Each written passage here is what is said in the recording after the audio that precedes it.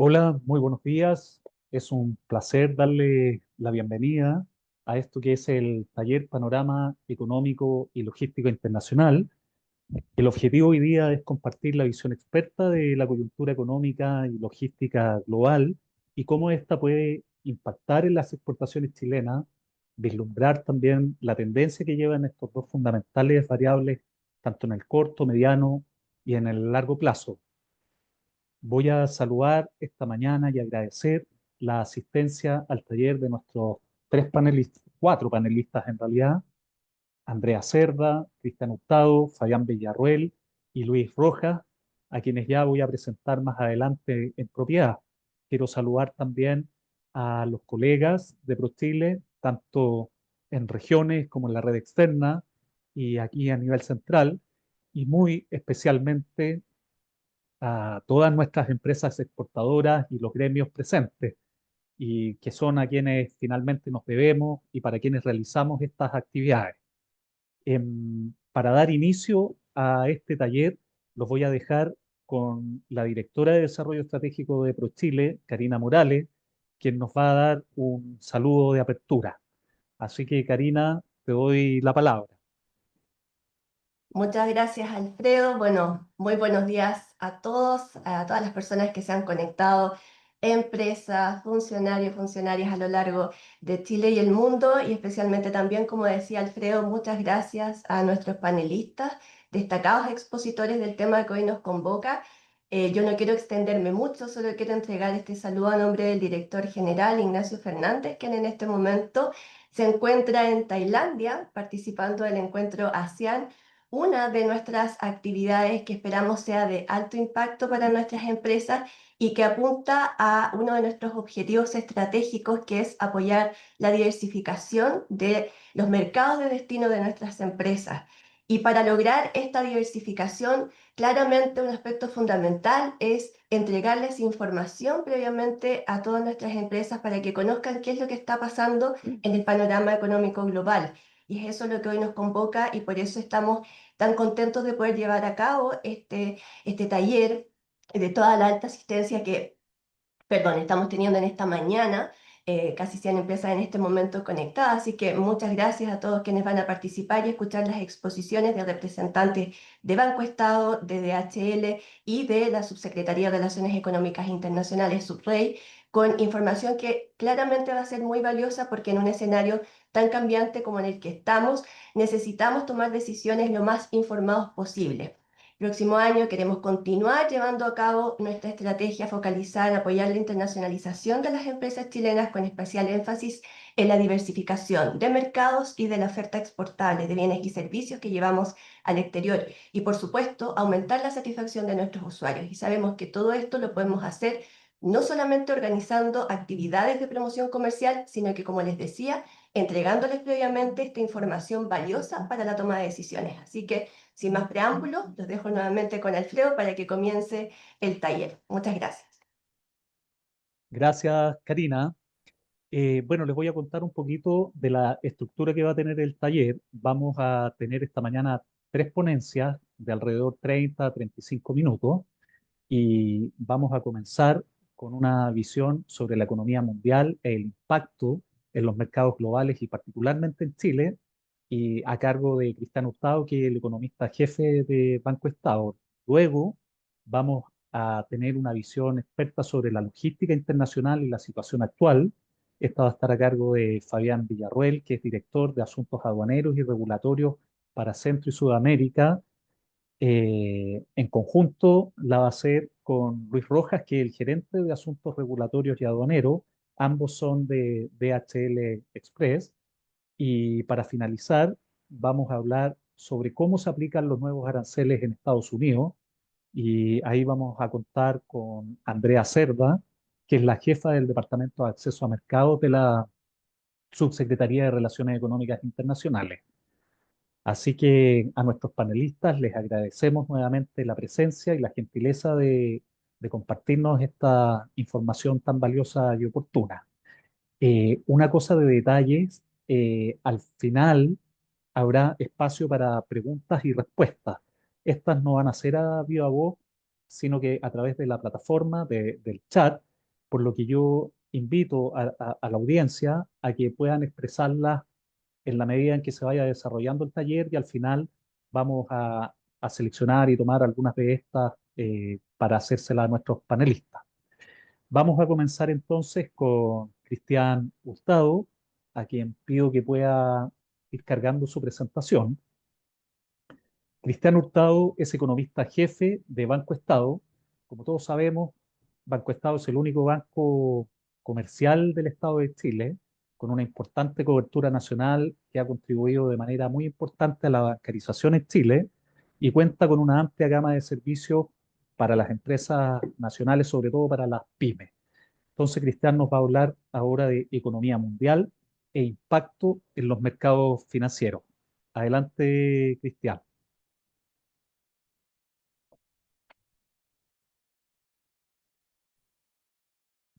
Ahí sí. Muy buenos días. Antes de comenzar, quiero agradecer la invitación que ha hecho ProChile y en particular a Alfredo que hemos estado en contacto ya hace ya algún tiempo. Para no alargarme más, comencemos con la presentación. A ver. El mundo ha estado un poco agitado, pero ya hace bastante años, no le voy a echar la culpa a los aranceles, hace ya bastante años, incluso poco antes de la pandemia, ya estábamos viendo un aumento de la volatilidad en los mercados internacionales y que se había traspasado hacia el sector real, pero lo que ha ocurrido estos últimos meses hace muchísimo, muchísimo tiempo que no lo vivíamos. ¿Qué quiero decir con esto? Es el hecho de que los aranceles que el señor Trump ya no había golpeado en su primer mandato, afectó y se profundizó después de toda esta turbulencia post-pandémica y no ha causado un problema no solo de inflacionario y de control de inflación que venía, le insisto, de hace bastante tiempo, sino que ahora presionó y aumentó este asedio en la inflación y en los mercados financieros que ha trasuntado hacia el sector real. Chile no, claramente no ha sido ajeno a esto. Yo también lo había comentado más de alguna vez en este foro, de que me gusta decir de que somos el Corea del Norte, pero para el otro lado, o sea, del libre mercado. Somos un país muy abierto, somos eh, uno de los países, voy a decir, uno de los países por temor a a equivocarme y no decir que somos el país con mayor cantidad de tratados de libre comercio y por lo tanto lo permeable que podemos ser a las vicisitudes de los mercados internacionales y del sector real. Entonces nos ha golpeado y nos va a seguir golpeando en todo esto. No me voy a extender mucho en esto de los aranceles porque ya hay una expositora que les va a dar con mayor detalle todo esto. Simplemente quiero dejar marcado el hecho de que este aumento de aranceles no lo vivíamos ya prácticamente de principio del siglo XX. Eh, a ver, aquí voy a decir algo que políticamente es un poco incorrecto, pero esto de equilibrar las balanzas comerciales con aranceles, estoy hablando del siglo XVII. Entonces, hace siglos que no vivíamos esta presión y esta forma de hacer economía, lo cual nos pilló muy mal parados. Y esto ha trasuntado en un aumento de la incertidumbre a nivel mundial, no solo de la incertidumbre financiera, que es lo que ustedes pueden estar observando en el lado derecho o del gráfico de la derecha, sino que lo que a mí me tiene con mayor preocupación es el lado izquierdo, este índice de incertidumbre, pero sobre la política comercial y sobre la política económica. O sea, ni siquiera en un periodo pandémico, con esa tensión que nos provocó en la economía el intercambio de mercancías que no se podía llevar a cabo o fue de lenta recuperación. O sea, esto fue un impacto, un shock hacia los mercados que no supimos calibrar, que no supimos maniobrar en ella. Este aumento de la incertidumbre de las políticas comerciales, este aumento de la incertidumbre de la política económica se vio más claramente en este, eh, a ver, mayor precaución que han tenido particularmente la política fiscal y en mayor medida la política monetaria. Esto trajo consigo claramente un aumento en el riesgo país que ha estado disminuyendo, pero ha estado disminuyendo porque el impacto fue muy fuerte. Si ustedes ven o nos centramos en estos saltos que muestra el lado izquierdo de la pantalla, este aumento de riesgo ya se ha comenzado a calmar, ya vimos que lo que podía ocurrir. Hay algo que los mercados, particularmente los mercados bursátiles, absorben rápidamente, son las noticias. Entonces, una cosa es que se anuncien y estemos expectantes a cuando ya ocurren y podemos interiorizar esa información.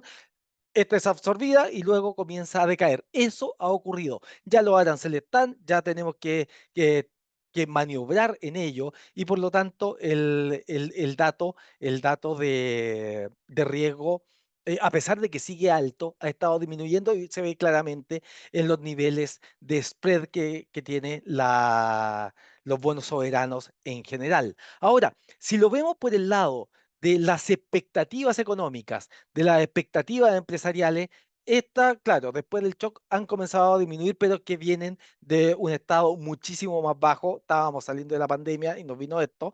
Yo voy a hablar de pandemia, esto fue hace 5 años atrás, pero los efectos en economía son duraderos. Todos los efectos inflacionarios, todos los efectos del intercambio de mercancía, nos seguíamos recuperando de este shock, esta crisis que tuvimos, esta crisis sanitaria que trasundó en una recesión mundial. Lo estamos viviendo todavía. Pero cuando ya veníamos recuperándonos, fíjense lo que ocurrió. Ojo, el nivel 50 es un nivel de neutral hacia arriba, es una zona expansiva y si ustedes se dan cuenta ya hemos comenzado a superarla y la expectativa de la economía a 6 meses, a 2 años se han recuperado.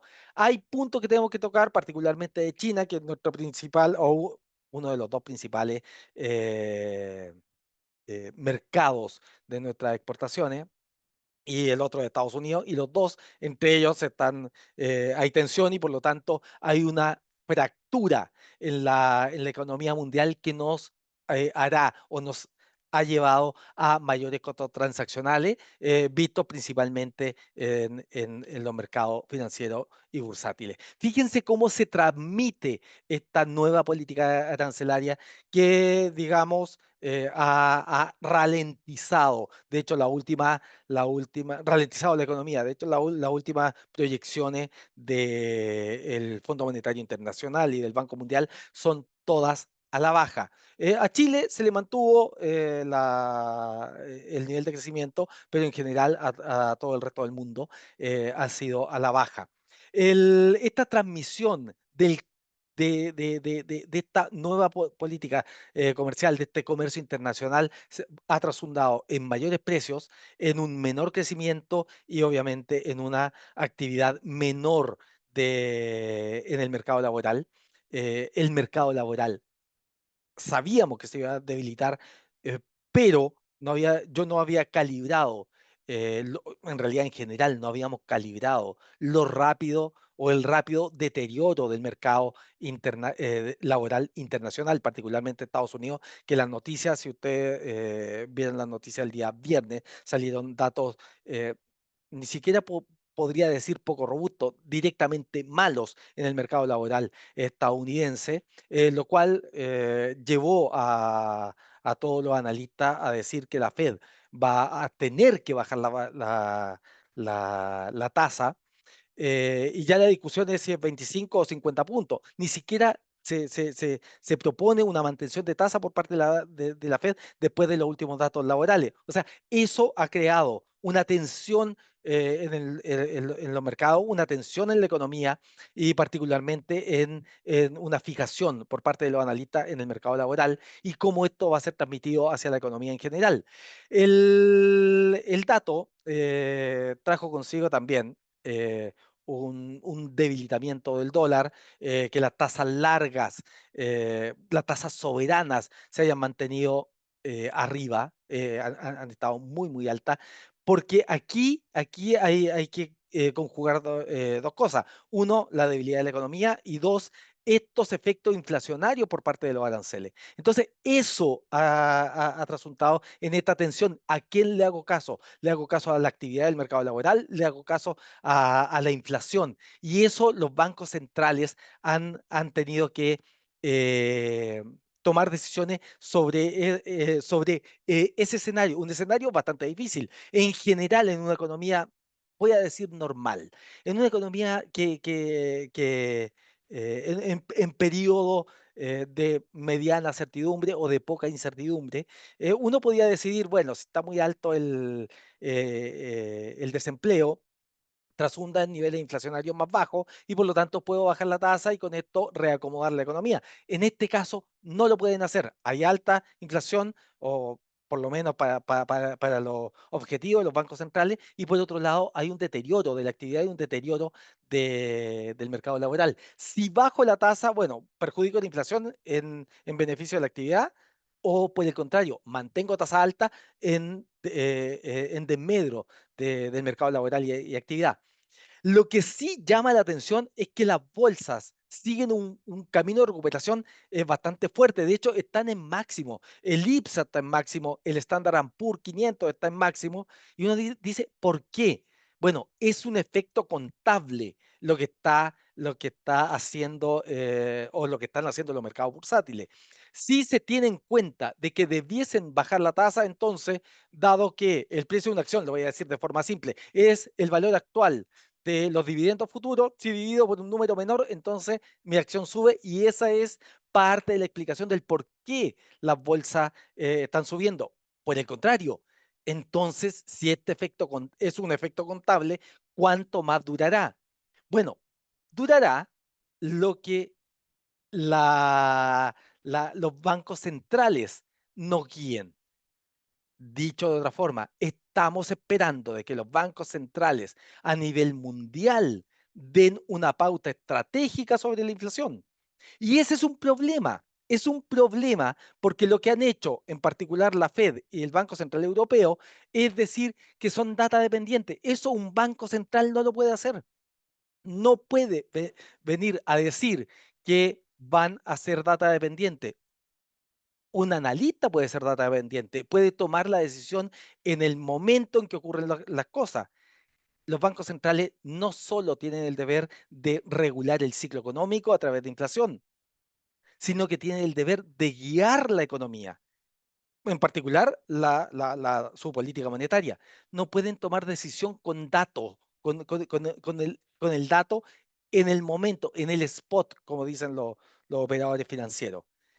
Ellos tienen que decirnos hacia dónde va y han tomado la costumbre de no decirnos, no dar luces cuál va a ser la guía que estamos teniendo. ¿Debido a qué? Debido a que tienen que estar jugando entre esta actividad e inflación, entre mercado laboral e inflación. La Fed, por ejemplo, el año 2022 sabíamos que iba a hablar de inflación. El año 2023 y 2024 sabíamos que iba a hablar sobre actividad y el mercado laboral y algo de inflación.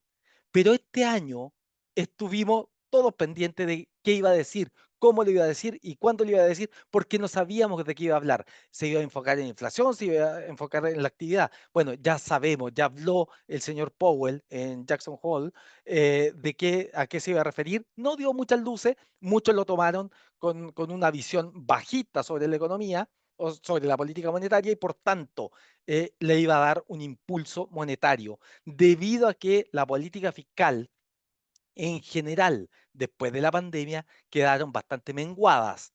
las arcas fiscales, a eso me refiero, y por lo tanto lo que necesitamos es un impulso monetario. Y eso es lo que hemos estado esperando. Y fíjense que este desempleo que ha sido bastante reticente, al parecer le va a costar mucho salir de este estancamiento en la creación de empleo, por dos razones. Cada vez que hay una crisis, la productividad laboral tiende a aumentar en el corto plazo y por lo tanto aumentar la producción y aumentar el consumo es bastante difícil seguir contratando gente. Entonces, sí necesitamos ese impulso.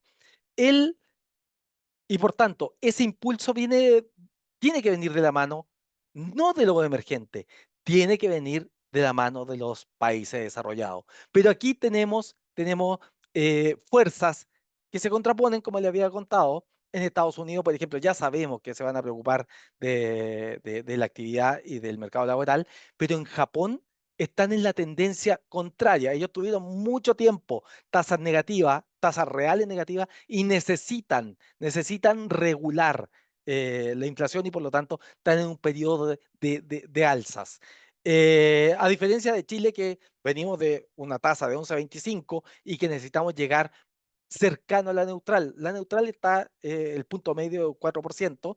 En el caso de Estados Unidos también están bastante lejos de la neutral. Todavía hace falta entre 100 y 150 puntos en los próximos 2 años y por tanto comenzar a descomprimir ese lado. Entonces, y bueno, la zona y la zona euro, que también está muy, muy pegada a lo que haga la Fed. Ahora, Europa, me voy a referir a Francia, que uno de los motores europeos está con problemas no solo económicos, sino que también sociales y políticos.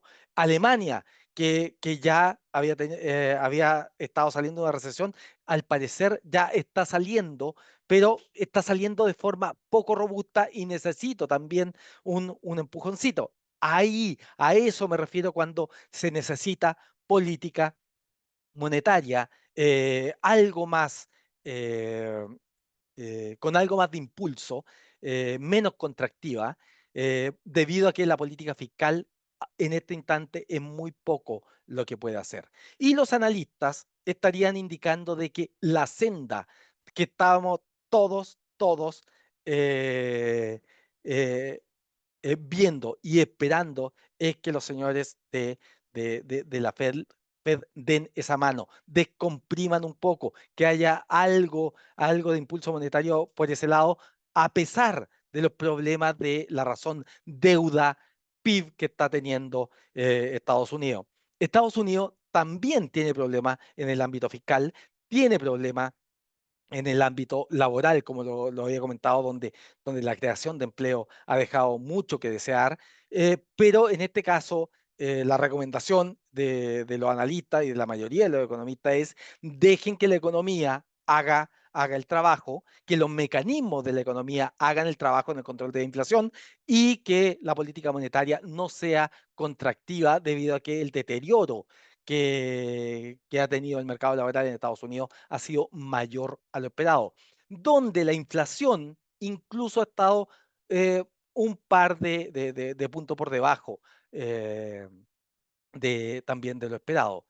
Dicho eso, tenemos una visión sobre Estados Unidos que no es muy buena, por lo menos en el campo laboral, pero también en China, donde a pesar de que tuvo buenos resultados, tiene problemas internos. Voy a dar solo un ejemplo. Si recuerdan el caso de la segunda inmobiliaria más grande de China, y eso es mucho decir que era Evergrande, fue sacada del mercado bursátil, particularmente de Hong Kong, debido a la debilidad y a la incertidumbre que estaba generando. A pesar de que lo que ustedes están viendo, de que China nuevamente sorprendió positivamente en el último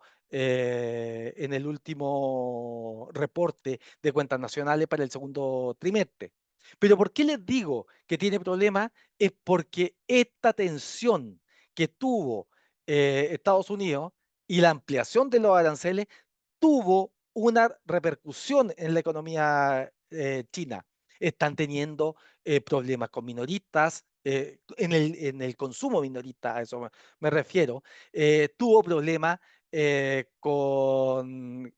la construcción, y eso nos ha rebotado a nosotros. Nos ha rebotado debido a que hay una estancamiento de, de la producción, y con ello la demanda de cobre en los próximos, voy a decir, voy a tratar de ser algo más positivo, que en los próximos años se debiese comenzar a estancar. Entonces, esta tensión también, China ha respondido bastante fuerte. Fíjense cómo han estado las importaciones de, de China de cobre chileno. Ha estado algo volátil, pero se ha estancado. Y ese estancamiento tiene que ver mucho con esta menor producción y el reacomodo de sus exportaciones chinas a nivel mundial.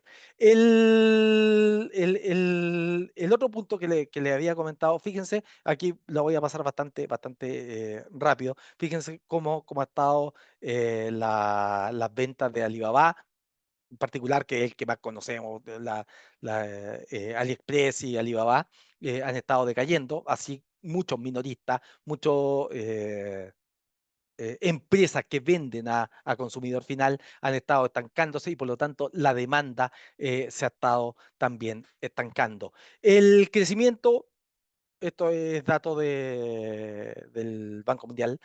Fíjense que fueron todos revisados a la baja, y eso preocupa bastante en ese sentido. Chile, bueno, ahora están proyectando 2,2. Ya veremos nuestras proyecciones, son algo mayores, están en el margen, pero somos algo más positivos, por lo menos en la economía interna. Pero si revisamos, Estados Unidos fue revisado a la baja, la zona de euro fue revisada a la baja, y fíjense que esta tensión en la economía mundial y en la demanda nos va a causar perjuicio. Si revisamos cuando Chile comenzó a crecer a un ritmo más lento, no es solo por pandemia, no es solo por la crisis de aranceles que estamos viendo, no, esto viene de mucho antes. Las exportaciones chilenas comenzaron a estancarse cuando nuestros socios comerciales comenzaron a estancarse. Hay un crecimiento de estos países que también fue afectado por pandemia, que hizo que la importación de productos chilenos a sus respectivos países también comenzó a estancarse. O sea, su demanda interna no afectó.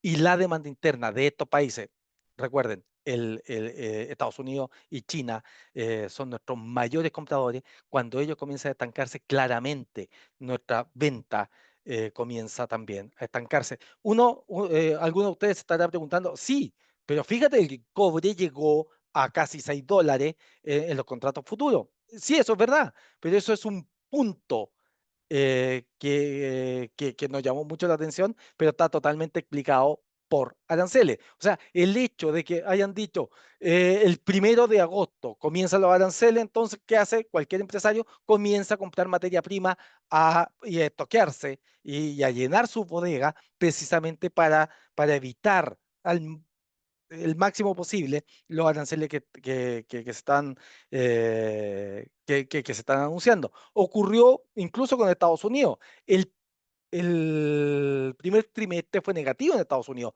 -0,5, y fue precisamente porque los aranceles que iban a empezar el 1 de abril, estos tipos comenzaron a aumentar sus importaciones, y eso resta el PIB, y esa fue la razón. Y el mejor rendimiento de Estados Unidos del segundo trimestre fue por lo mismo, debido a que habían importado mucho el primer trimestre. El segundo trimestre dejaron de importar, y su PIB fue mayor. Son efectos contables, o sea, pero en promedio no ha cambiado la visión. No ha cambiado la visión de los economistas, no ha cambiado la visión de los organismos internacionales, por ejemplo, en este caso del Banco Mundial. Nos va a afectar estos aranceles, y no va a ser por un par de meses. Estamos hablando de mediano plazo. Y para no alargarme mucho, el escenario interno, el nacional, decimos más, sí, es verdad, fue un impulso bastante bueno que nos dio el primer y segundo trimestre, pero cuidado con eso, porque que hayamos crecido 2,6 y que hayamos crecido 3,1 el segundo trimestre, el tercero y cuarto tenemos una alta base de comparación. Con eso llegaríamos a niveles de 2,5%. O sea, mejor de lo que está diciendo el Banco Mundial. Pero ojo, ojo que todavía nos queda todo un segundo semestre que tenemos alta base de comparación de tercer y cuarto trimestre. Son altas bases de comparación y nos va a costar un poquito más crecer.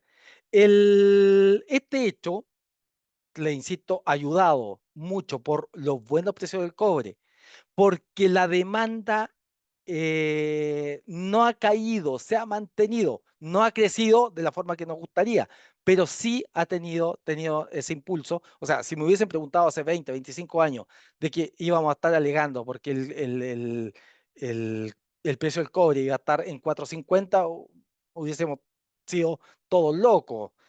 Pero ahora, claro, nos acostumbramos a una mayor demanda, nos acostumbramos a precios más altos y con eso estamos haciendo los presupuestos y por tanto, claro que nos afecta el hecho de no tener una demanda sostenida. Les insisto, los aranceles, si es que estos siguen, no es cosa de meses, no va a ser cosa de un año. Estoy hablando de mediano plazo. Los mecanismos de la economía tienden a mantenerse por muchos periodos y por tanto vamos a tener que seguir batallando con esto. Fíjense que hay buenas noticias. Los inventarios de cobre, la producción de cobre está por encima del promedio de los últimos años. Así que en ese lado no es solo precio, es también que en promedio estamos algo mejor, estamos con mejor producción. ¿Ya? Y en el mercado laboral, a ver, ¿por qué quise poner esto? Eh, porque yo no tengo una visión fatalista con respecto al mercado laboral, que hemos estado estancados, sí, eso es indudable. La gráfica que ustedes están viendo, hay una línea punteada, ese es el potencial de creación de empleo, ya sea en asalariado como en cuenta propia. A mí me gusta ver la creación de empleo. La última fue de 73.000 empleos creados en un año, pero si nos vamos a cifras anteriores, habían sido 50.000, 20.000, 15.000, 141, no 141.000, 141 empleos en un año y uno dice, chuta, así de mal no hay creación de empleo y ahora volvimos a la senda de crecimiento. Ya pasamos lo peor.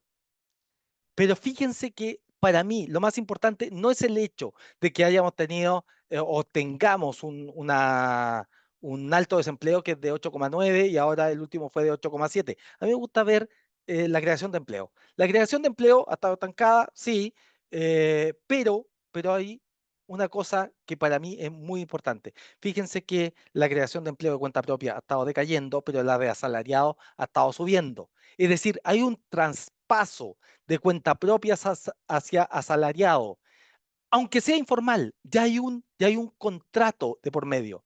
El asalariado informal, para aclararlo, es el tipo que da una boleta, pero ya hay un vínculo con la empresa. Es decir, es un trabajo eh, más estable, algo más robusto y por tanto algo mejor visión de la economía. Ahora, ese hecho contrasta con esto de que el desempleo esté en 8,7. De hecho, hay un economista que salió a decir, bueno, si estuviésemos tan mal, necesitaríamos empleo de emergencia, así como fue en los años 80. Y es verdad, si hubiese sido así, pero lo que aumentó no fue eh, la, el desempleo, lo que aumentó fue la fuerza de trabajo. Cuando la fuerza de trabajo aumenta, hay mucho más gente que está buscando trabajo y por lo tanto es considerado cesante, pero porque está buscando trabajo, o sea, tiene una visión de encontrar trabajo. Pensemos en pandemia donde la gente no buscaba trabajo y el desempleo estaba cayendo, pero era porque la gente salía del, de la fuerza de trabajo. Este es el efecto contrario. Es una visión, ya sé, positiva de verlo, pero los datos están. Así que, ojo con eso, está aumentando la fuerza de trabajo, pero la creación de empleo aumentó más todavía. Así que por ese lado estamos con una mejor perspectiva. ¿De dónde necesitamos impulso? Nuevamente, política monetaria.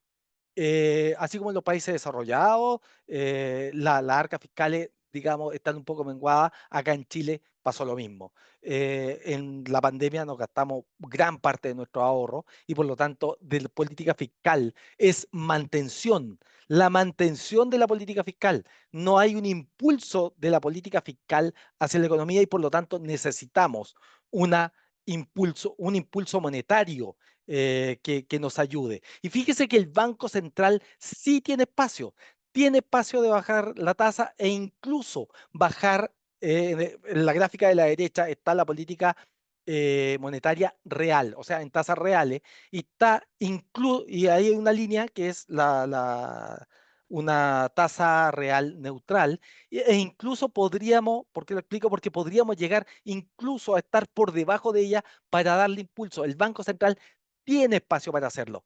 Lamentablemente, tenemos que seguir el paso que nos está marcando la Fed.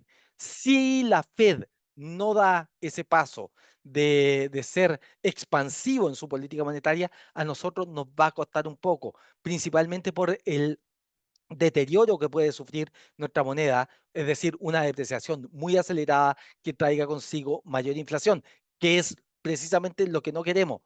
Y por tanto, necesitamos esa señal de los mercados internacionales para nosotros bajar la tasa. En este instante, incluso, le insisto, podríamos llegar a niveles más bajos de política monetaria. Bueno, hoy día la debiese mantener, pero ya en los próximos meses tendríamos que tener una baja de a lo menos 25 puntos y ya para el próximo año acercarnos algo más a esta política monetaria neutral en el país. ¿Por qué? Porque fíjense que a pesar de que las tasas nominales, a pesar de que las tasas reales han tenido una ligera tendencia a la baja, la política monetaria, la TPM, no ha logrado un traspaso total. Y aquí nuevamente me voy a referir a los mecanismos que tiene la economía. Estos se demoran y se demoran entre 2 o 3 meses en el caso de que cuando es rápido, hasta dije 2 o 3 meses, 2 y 3 trimestres y pueden llegar incluso hasta 6 trimestres, o sea, un año y medio en que se traspase la política monetaria hasta llegar a consumidor final. Así que vamos a tener que tener paciencia en este traspaso lento que hemos tenido, en esta asimetría de las reacciones, de que cuando la política monetaria es alcista se traspasa rápido, pero cuando es bajista se traspasa muy, pero muy lento. La buena noticia es que ya por lo menos salimos de estos puntitos rojos, marcan a Chile, ¿ah? Salimos de esa volatilidad extrema y ya nos estamos acomodando a estar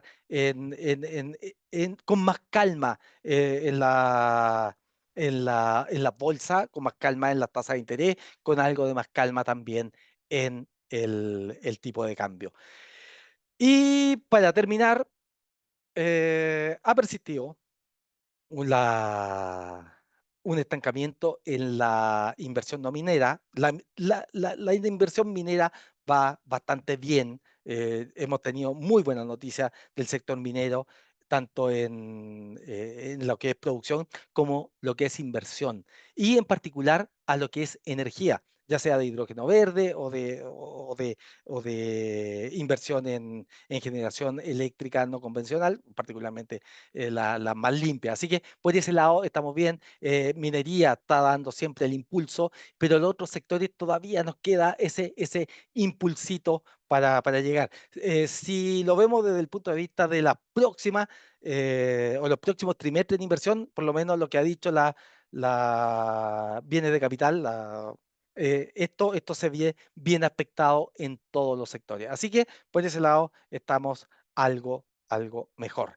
Y para terminar, fíjense que tenemos una proyección para Chile para el año 2025 de 2,5%. influenciado mucho ya por las exportaciones y por la formación bruta de capital fijo, entre paréntesis, inversión. Era lo que les quería comentar y espero no haberme demorado en demasiado. Alfredo, Sí. Cristian, excelente. Estamos acostumbrados ya, Cristian, a estas interesantes exposiciones. Siempre es bueno ir entendiendo y de manera actualizada cómo se está moviendo la economía global y cómo esta nos va impactando a nosotros también. Así que excelente. Yo le pido a la audiencia que pueden ir dejando sus preguntas en el chat. Al final vamos a tener una ronda de preguntas y respuestas. Así que ahí seguramente Cristian puede profundizar en algunos de los puntos. Bueno, para continuar, vamos a seguir entonces con la presentación de Fabián Villarruel y Luis Rojas, a quienes les pido si pueden, mientras tanto, ir cargando su presentación. Fabián Villarruel es el director de Asuntos Aduaneros y Regulatorios, como les había contado antes, para Centro y Sudamérica, y Luis Rojas, el gerente de Asuntos Regulatorios y Aduaneros, ambos de DHL, bueno, una empresa que tampoco necesita mucha presentación porque es bastante conocida, ¿no es cierto? DHL es una compañía alemana que pertenece al grupo de la Deutsche Post, es una de las compañías líderes mundiales en envíos de paquetería, transporte internacional, logística de carga aérea, marítima, terrestre, opera en más de 200 países, lo que la convierte en una de las redes logísticas más amplias a nivel mundial. Así que los dejo entonces con Fabián, con Luis, con logística internacional y situación actual. Fabián, por favor. Muchas gracias, Alfredo, y buenos días a todas y a todos. Y sí, efectivamente, nosotros vamos a ir un poco más a los micros a partir de lo que Cristian nos contaba, y un poco vamos a repasar cuáles son los grandes cambios cuál es el impacto un poco que la logística está teniendo a partir del actual escenario mundial. Lucho, si me ayudas con la siguiente. Eh, y un poco vamos a repasar a partir de estos cuadraditos cuáles son los desafíos de la logística y cómo ha ido cambiando, ¿no es cierto? Y obviamente, y tampoco nos vamos a extender mucho en eso, pero obviamente el incremento de los aranceles, de estos impuestos aduaneros que se aplican en la entrada de mercancías extranjeras, principalmente a partir de la política de Estados Unidos, obviamente tiene un impacto en las empresas exportadoras, porque lo que hace es que el efecto directo, ¿no es cierto?, es que encarece ese producto en el mercado de destino. Y por lo tanto, cómo navegar a través de esos aranceles, cómo de alguna manera disponer también de los tratados de libre comercio para aminorar la carga que enfrentan los aranceles normales y solo en recibir estos aranceles que se han llamado recíprocos, es parte del desafío que hay por delante y es parte seguramente de lo que Andrea nos va a contar. Así que obviamente se introduce a partir de esta política un poco más proteccionista estos incrementos de los aranceles, este efecto de encarecer el producto en la entrada. Pero hay cosas, sin embargo, que no se dicen o que se dicen menos, y es cómo también están cambiando los regímenes aduaneros, ¿no es cierto? En general, conocemos regímenes aduaneros en la entrada de mercancía, como el régimen formal, el régimen simplificado, el de minimis, y esto también está cambiando,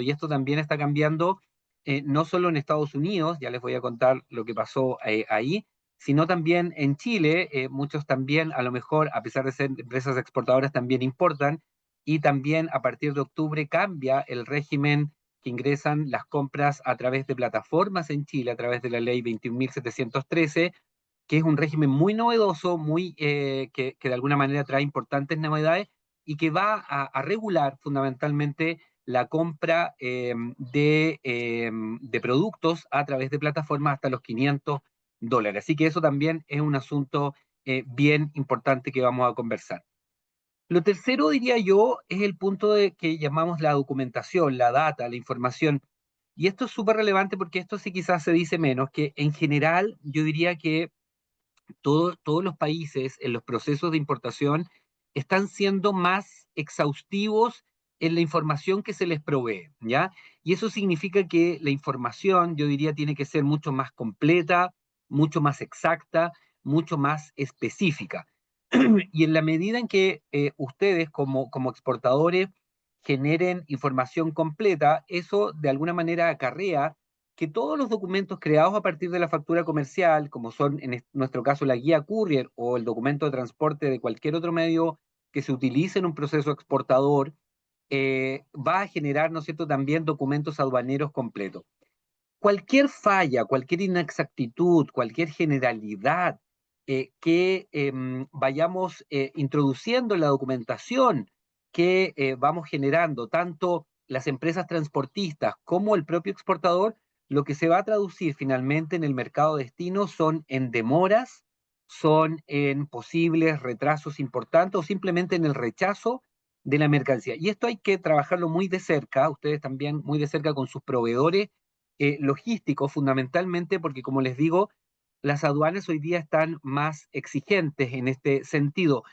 No solo la aduana norteamericana, vamos a ver también que la Unión Europea y nosotros mismos también en Chile y en Latinoamérica. ¿Y por qué?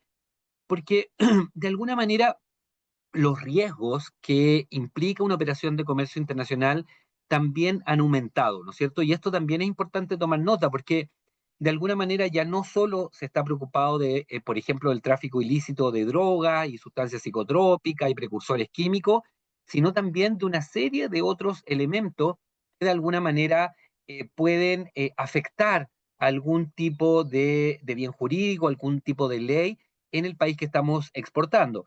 Y me refiero al medio ambiente, por ejemplo. La Unión Europea acaba también de publicar una normativa sobre protección del medio ambiente, los productos que son resultado de la tala ilegal de bosques, por ejemplo, todo el tema que dice relación con productos alimenticios, productos químicos, productos sanitarios. Bueno, todo eso tiene relación con riesgos asociados a una operación y por eso la documentación tiene que ser mucho mejor realizada, mucho mejor confeccionada. Y esto también se dice en relación con que cuando nos enfrentamos a una operación de comercio internacional, además de estar atento a la normativa, ¿no es cierto?, que debemos cumplir, también tenemos que estar muy pendientes respecto de lo que llamamos barreras no arancelarias, que es un poco lo mismo, ¿no es cierto?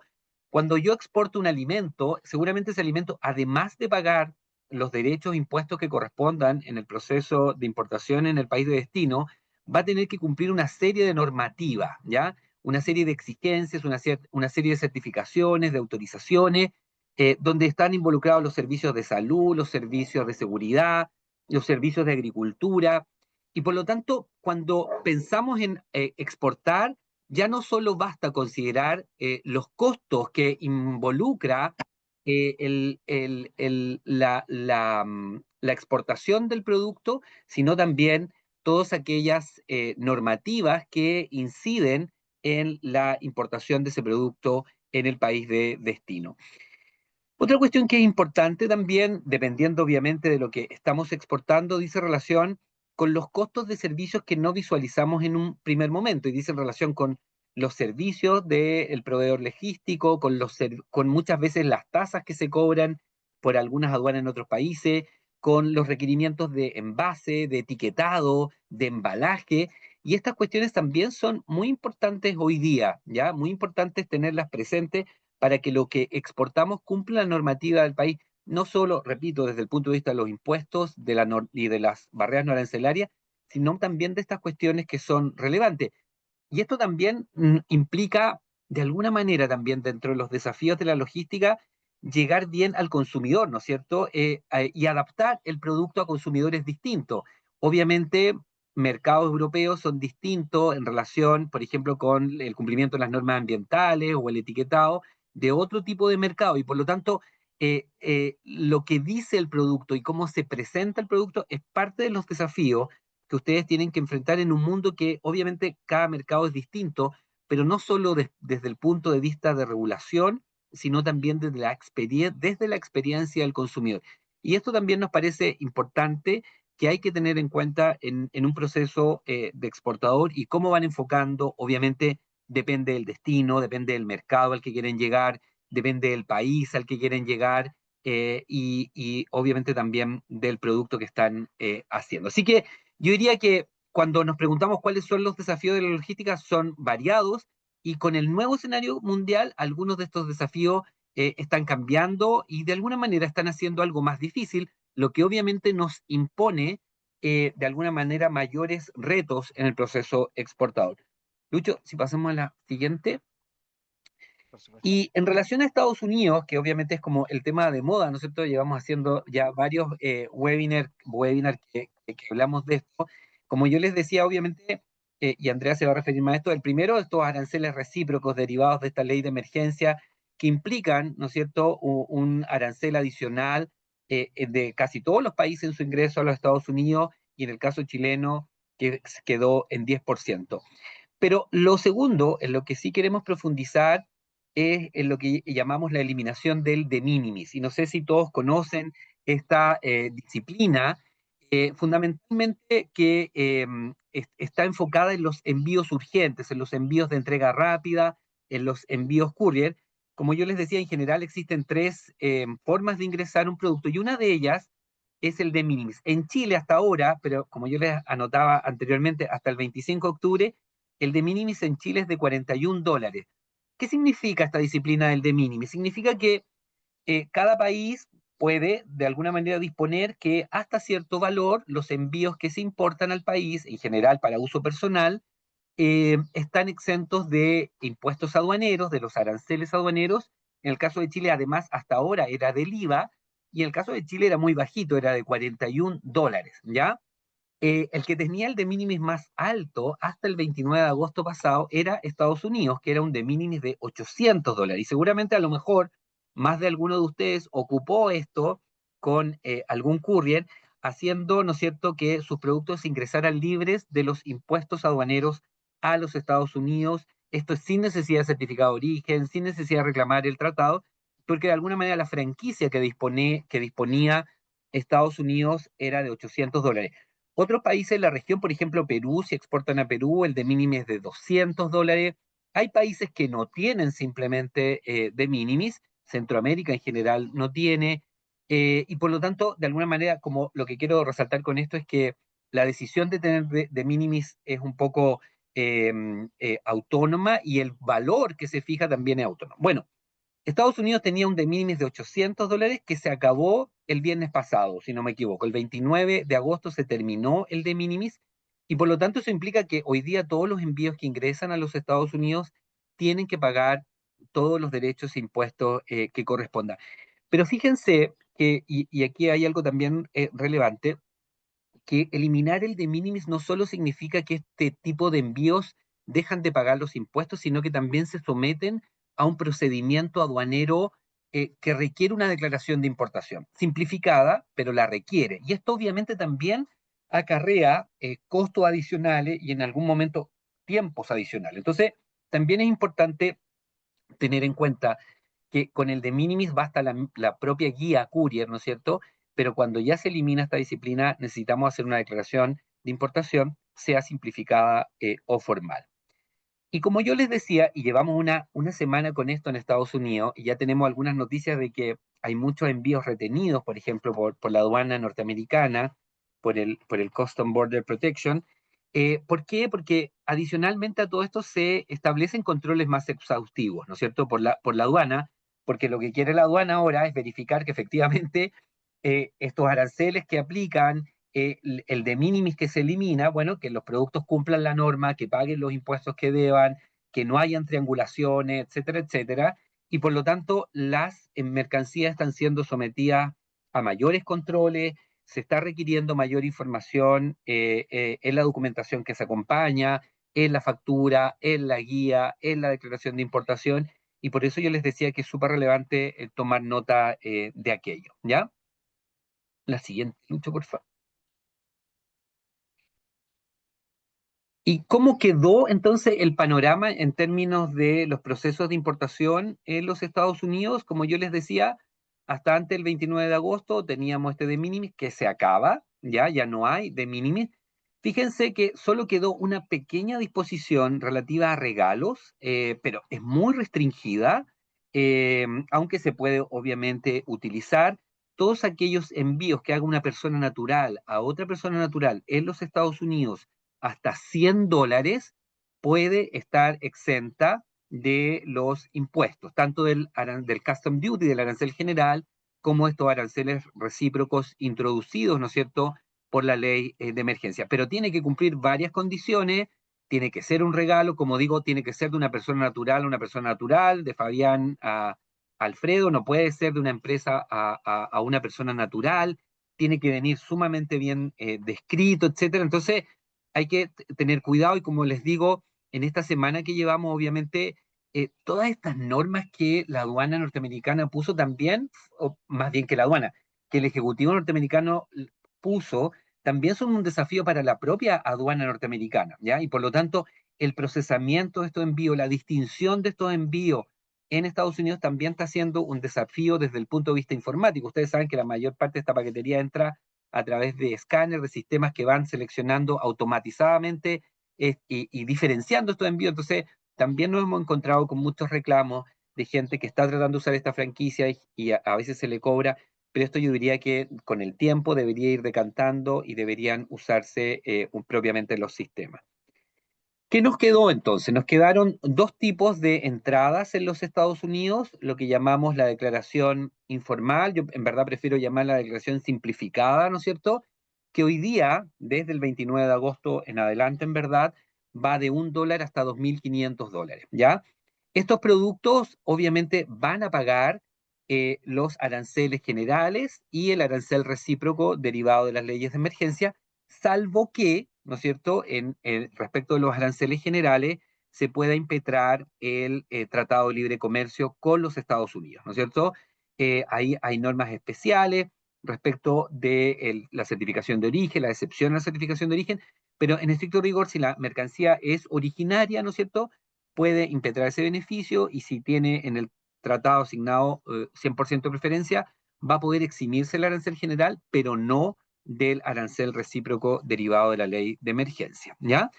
Y segundo, la declaración formal, esta no tiene cambios radicales. La declaración formal fundamentalmente se diferencia de la simplificada, fundamentalmente porque requiere la intervención de un agente de aduana, de un broker, de un custom broker en Estados Unidos. Y es muy similar a lo que pasa en Chile, ¿no es cierto? Ustedes saben que más de 3.000 en materia de IMPO y EXPO necesitamos un agente de aduana. Si es inferior, si es hasta los 3.000, lo puede hacer el propio courier. Bueno, en Estados Unidos este rango está fijado en los 2.500.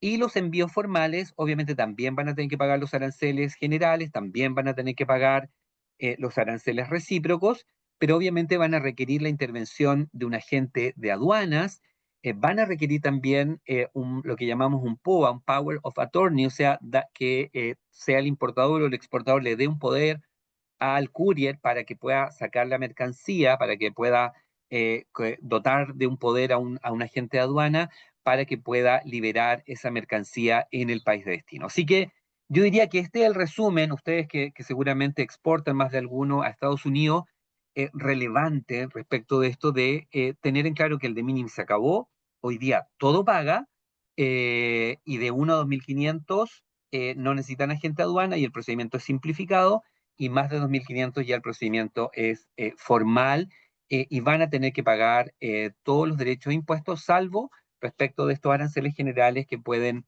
seguir reclamando el TLC. Lucho, la siguiente, por favor. Ahí sí, ¿no hay un antes? ¿Nos saltamos una, parece, o no? Ahí sí. Aquí hay una cuestión que es bien relevante, aunque ya le he dicho, pero, perdón, son los elementos claves de la data. Ustedes saben que cuando uno exporta, yo siempre digo algo bien, bien básico, pero uno tiene que hacerse tres preguntas. ¿Qué es lo que estoy exportando?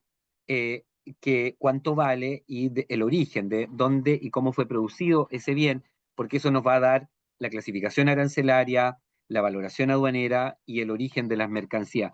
Pero para esto es base, como yo les decía hace un momento, la descripción completa de los bienes, porque eso nos va a permitir clasificar correctamente el bien. Hay que recordar que en Estados Unidos la clasificación arancelaria puede llegar hasta 10 dígitos, incluso en algunos casos hasta 12 dígitos, y por lo tanto conocer la clasificación arancelaria de mi producto en los Estados Unidos o en la Unión Europea también es una buena recomendación, ¿ya? Porque tiene, aunque la raíz del sistema armonizado es la misma, de alguna manera hay algunas variantes y por lo tanto conocerla resulta relevante. En relación al origen, como yo les decía, también va a ser importante porque si el producto es originario cumple las reglas de origen del capítulo cuarto del TLC, puede beneficiarse del tratado. Y obviamente el tema del valor en Estados Unidos, acuérdense también que la base imponible no es el CIF ajustado como en Chile, sino que es el FOB, eso aminora un poquito la base imponible, y es importante, ¿no es cierto? Porque ese valor de transacción, el valor real, va a ser la base imponible sobre la cual se van a calcular todos los impuestos, ¿ya? Así que eso también es importante. Una cosa adicional es que si llegaran a pagar arancel general y arancel recíproco, lo que tienen que hacer es sumarlo. Si el arancel, por arancel general pagan 5 y el arancel recíproco es 10, sumado es 15 y sobre ese 15 lo aplican sobre la base imponible FOB con el que están ingresando ese producto a los Estados Unidos, ¿ya? La siguiente, por favor. Y aquí un poquito era lo que el consejo que nosotros siempre damos, lo que yo les decía es, si yo pudiera resumir esta lámina solo en algunas palabras, le diría no a las descripciones genéricas, sí a las descripciones específicas. Y esto, como yo les decía hace un ratito, es muy importante para ustedes que son los que confeccionan la factura. La factura obviamente es el documento que refleja el contrato de compraventa internacional, ¿no es cierto?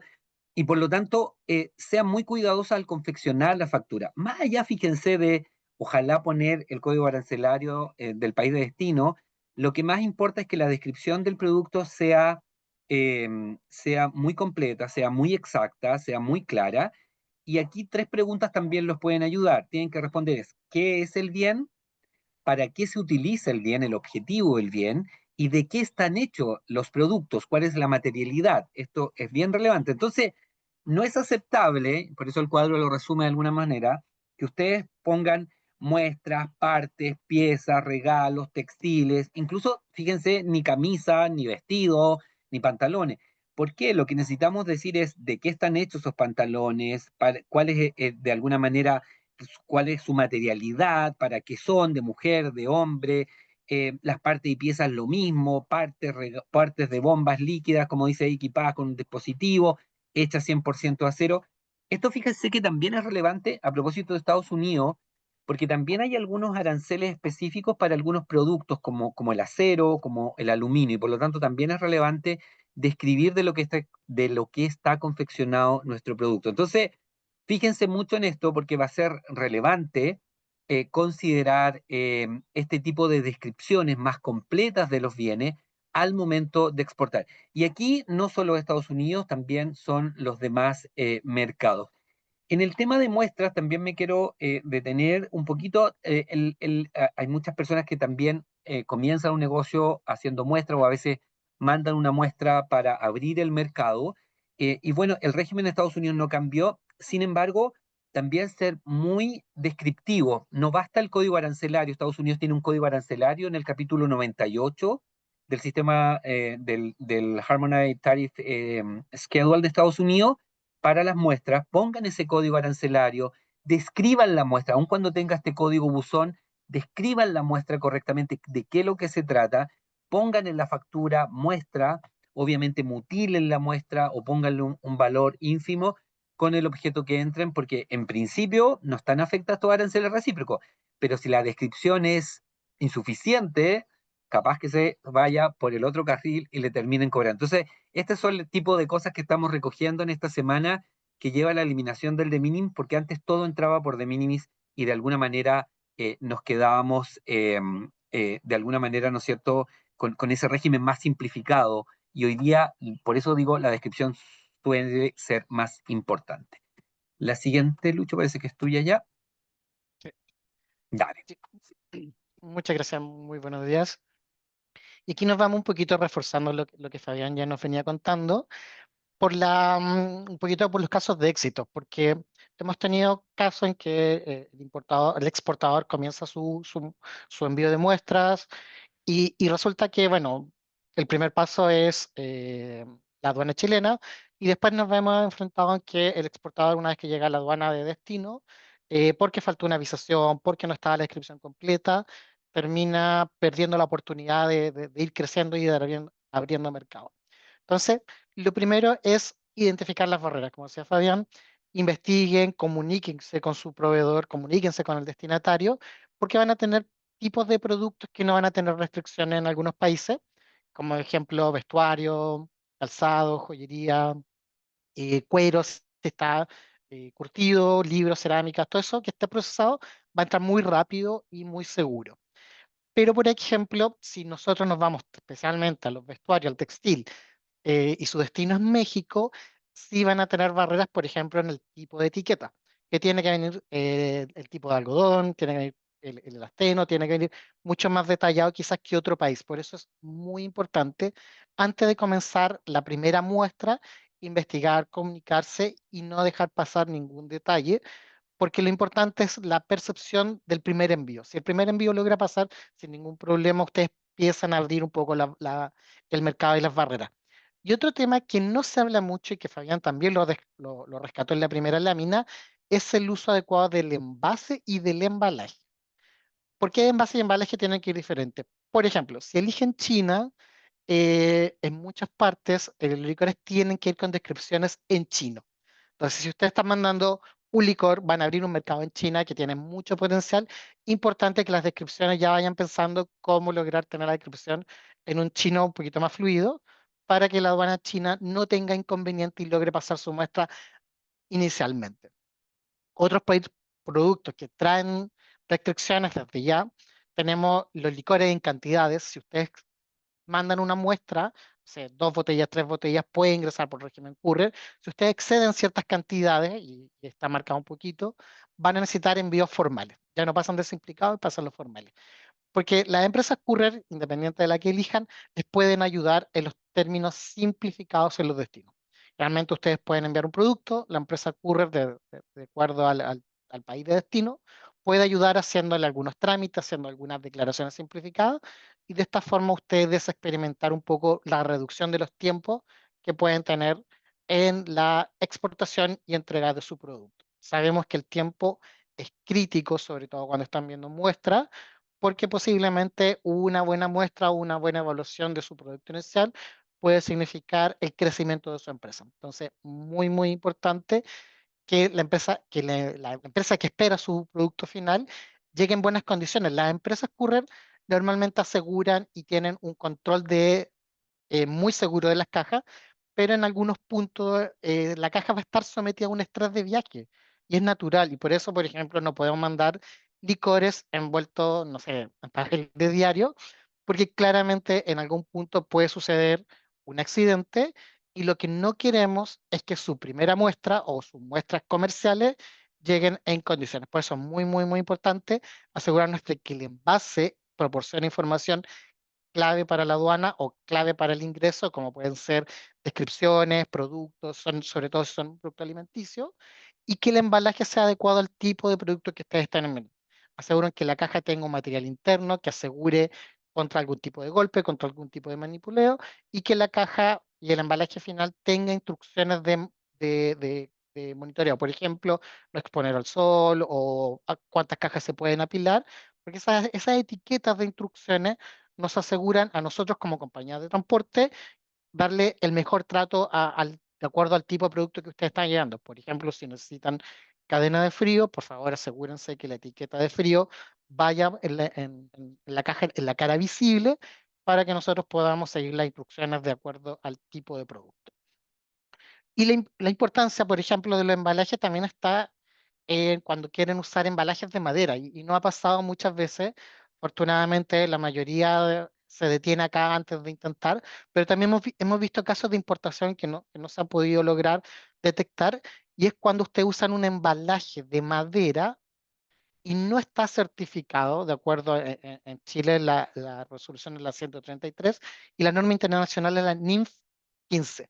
No está certificada, por ejemplo, con un tratamiento de calor o un tratamiento de bromuro, es posible que la madera quede en cuarentena y su producto junto con la caja. Entonces, Ojo ahí, cuidado cuando quieran usar embalajes de madera que no están certificados. Hay madera contra el chapado o madera que no está sujeta a esta norma, pero igual es importante que ustedes la vayan conociendo, sobre todo para sus primeras exportaciones, porque que llegue segura su primera muestra les permite abrir mercado y nosotros apoyarlo en eso. Y un poquito, como decía Fabián, para que vayan sabiendo, toda exportación se convierte en una importación. Entonces aquí es muy importante que ustedes vayan identificando, las empresas courier salen con una operación simplificada, se llama carta resumen de 0 a 100, que es una descripción, se le presenta a la aduana y sale bastante rápido, a excepción que tenga alguna certificación que se hace alguna DUCI.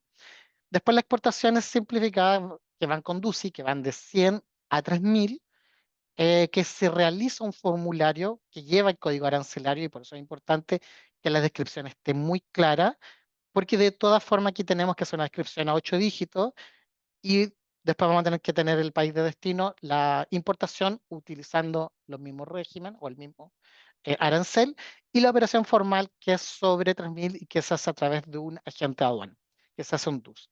Dentro de esto es muy recomendable y muchas veces lo utilizamos, una herramienta que tiene la Subrey, que les permite buscar aranceles, buscar un poquito y les permite identificar países, destinos, algunos acuerdos comerciales, para que ustedes vayan investigando. Los invitamos también a tomar esta herramienta u otras que a veces proporcionan las empresas courier, para que ustedes les permitan clasificar adecuadamente para que una vez que ustedes lo dejen en la factura, simplifiquen el proceso de salida de la aduana chilena y permitan la importación en la aduana de destino de forma fácil y rápida para que su primera muestra llegue en tiempo y forma.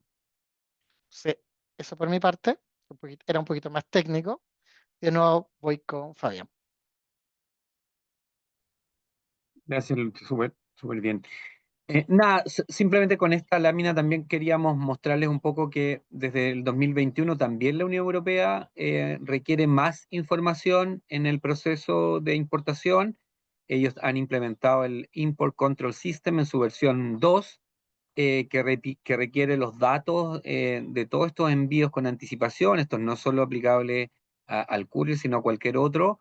Y esto también, ¿no es cierto?, implica que hagamos descripciones completas, exactas, un poco lo que yo les comentaba.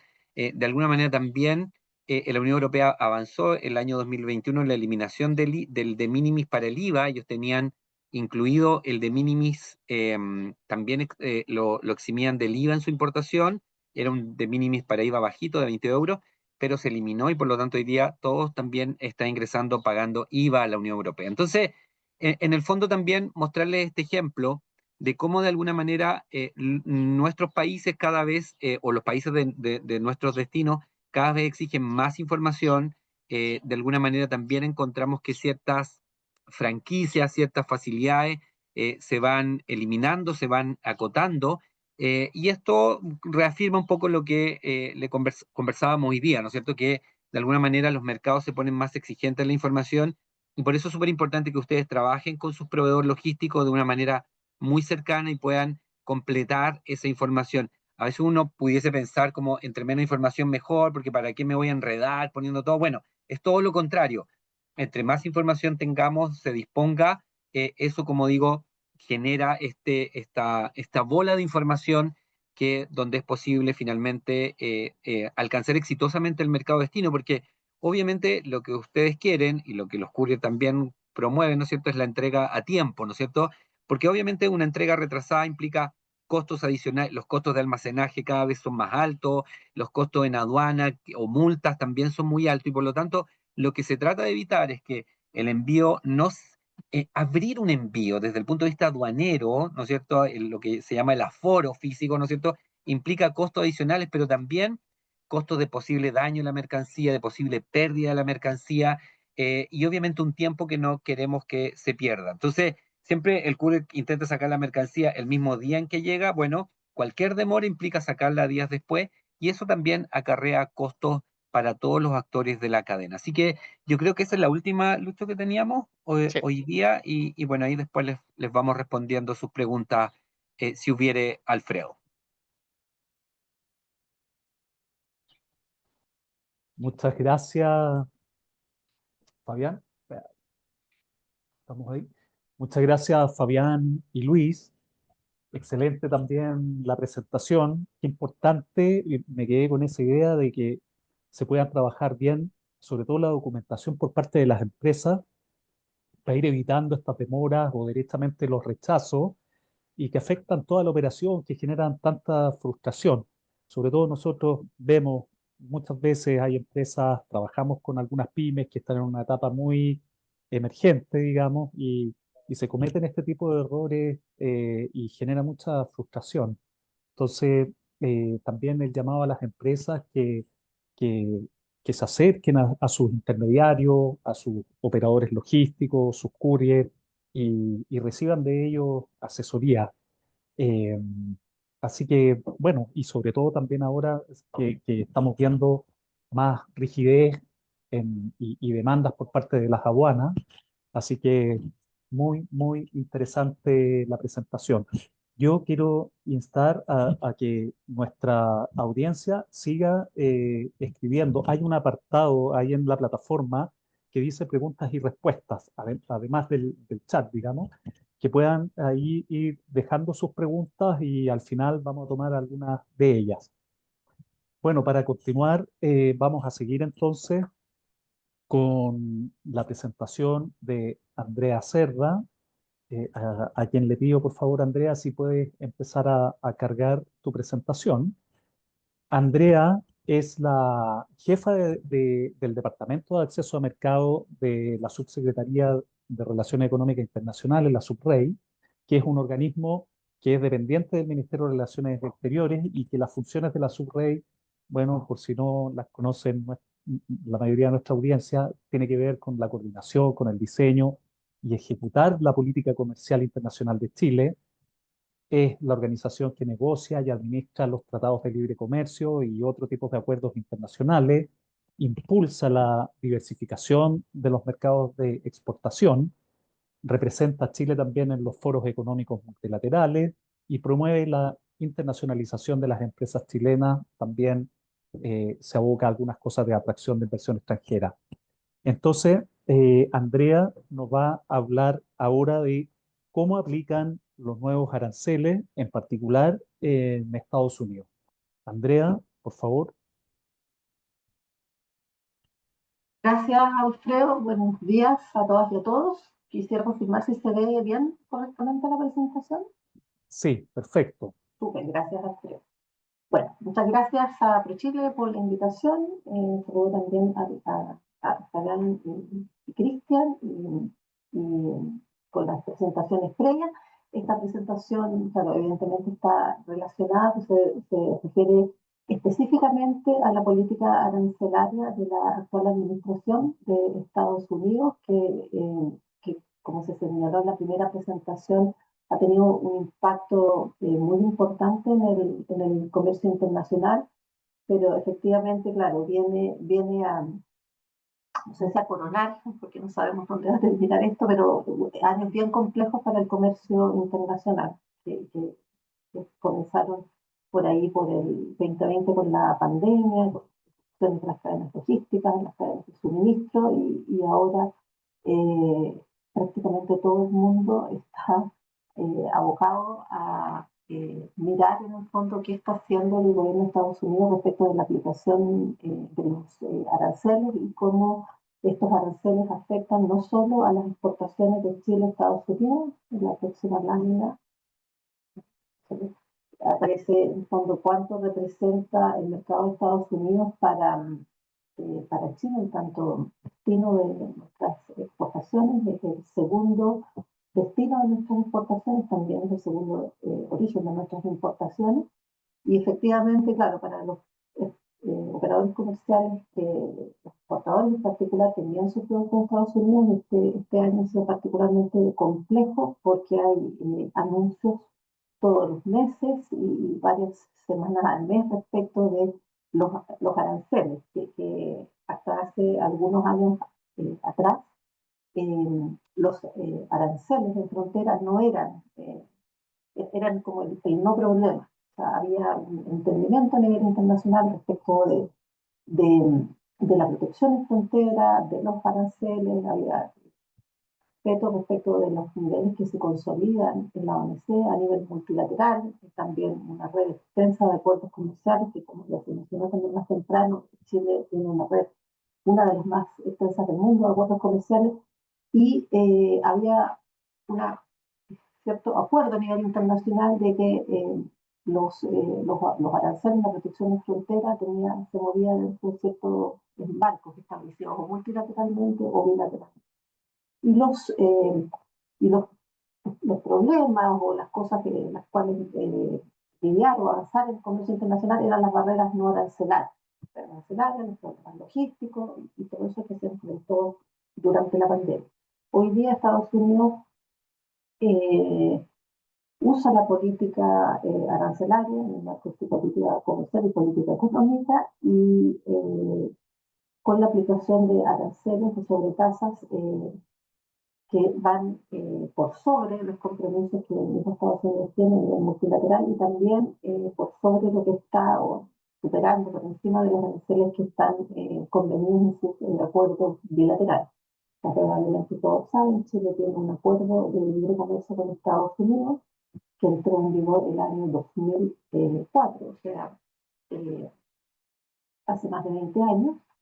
Y ese acuerdo hace más de 10 años que dispone que todos los productos originales, o sea, junto con las normas de origen que están contenidos en el mismo acuerdo, gozan de un arancel cero respecto del arancel general o el arancel que le llamamos en términos técnicos de nación más favorecida, el arancel general aplicado a todas las contrapartes comerciales. Esa era la situación que enfrentaban las exportaciones de Chile hasta 2024. Esta también muestra la importancia, el peso que tiene Estados Unidos, los efectos de estos aranceles adicionales que ha venido aplicando la administración norteamericana desde abril.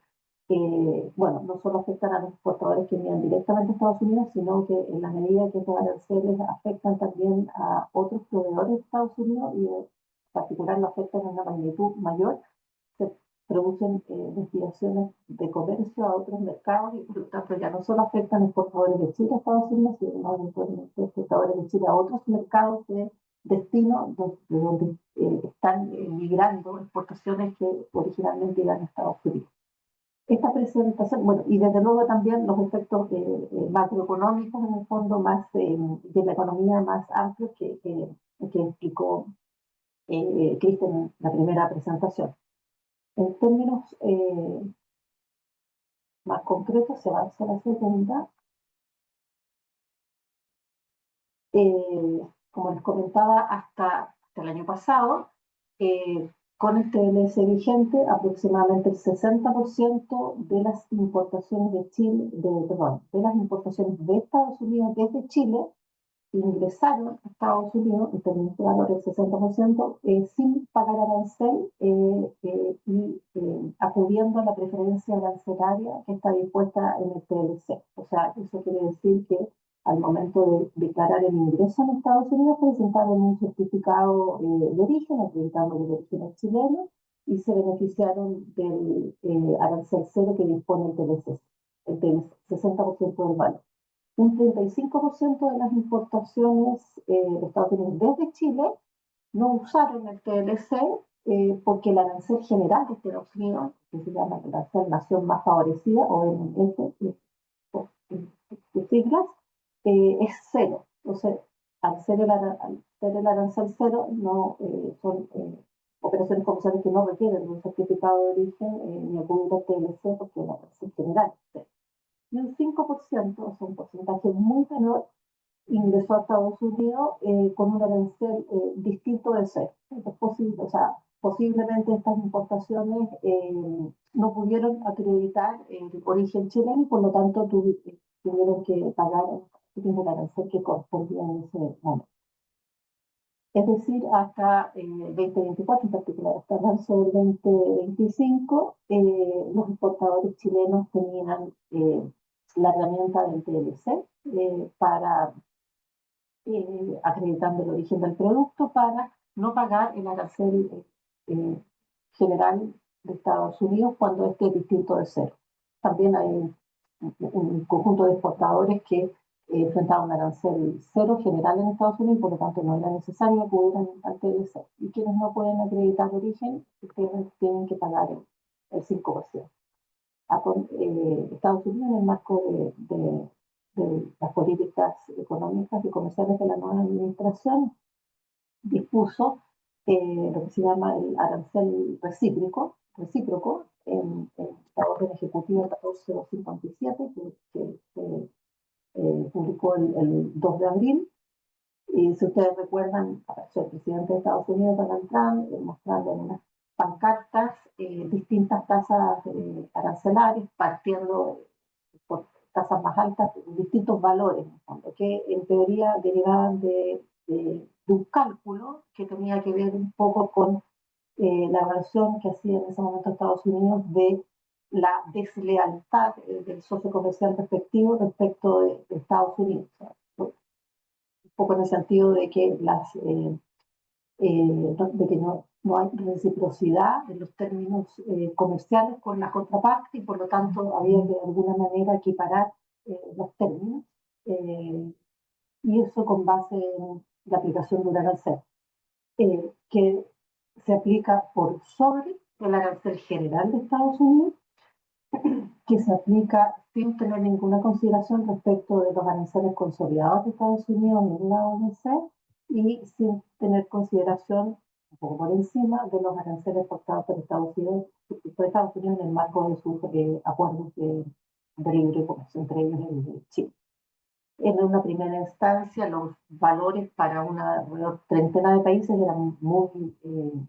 eran variados, diversos, distintos números, 50, 60, 25, 35 sin ningún patrón, y después ya un grupo más grande de países con un 10%.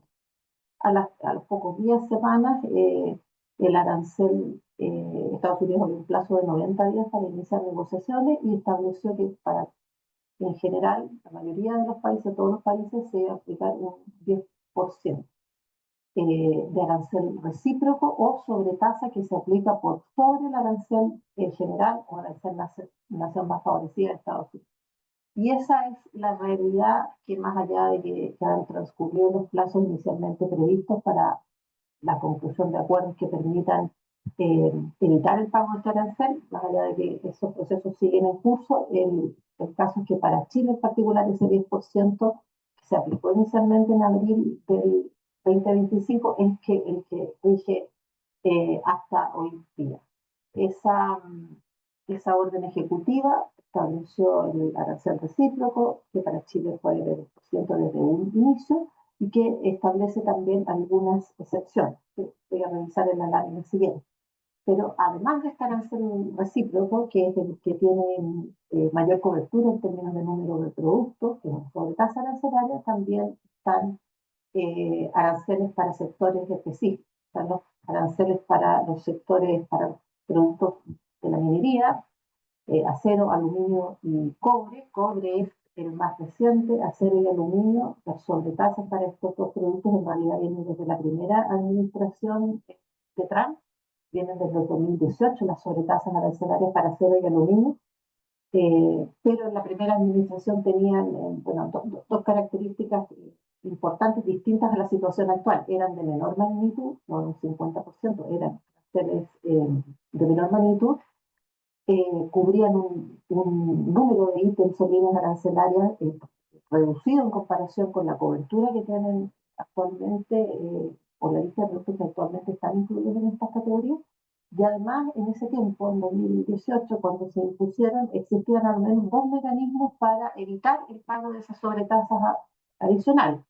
Había un mecanismo que habilitó al inicio formalmente la administración de negociación país, o sea, poder excluirse a través de un convenio del país, los países contrapartes de Estados Unidos para acordar una cierta cuota o contingente que evitara el pago del arancel, pero además había una plataforma que fue de uso más extenso, que era una plataforma que permitía en el fondo administrar un sistema mediante el cual los exportadores podían convenir con importadores o clientes específicos en Estados Unidos los contratos. O sea, si un exportador en Chile o en cualquier parte del mundo tenía un importador y ese importador hacía una solicitud a la administración, esa solicitud se registraba y había una comisión que evaluaba y eventualmente se podían hacer operaciones comerciales caso a caso a través de solicitudes de los importadores que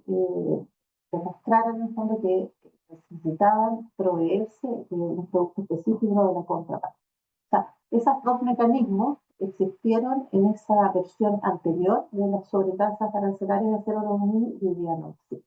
Hoy día para acero y aluminio el arancel es de 50%, no solo cubre gran parte de las líneas arancelarias del arancel aduanero de acero y aluminio, sino que además las últimas actualizaciones, perdón, no la lámina siguiente, pero las últimas actualizaciones incluyen productos que en esencia no son acero y aluminio, sino que, por ejemplo, el empaque es de acero o aluminio. Por ejemplo, la leche condensada, en tanto esté empacada en una lata de acero o un envase de aluminio, el porcentaje del producto del valor que es de acero paga un 50%. O sea, el valor del acero en la lata de leche condensada paga si es de acero en el fondo o si es de aluminio, por ejemplo, paga un 50%.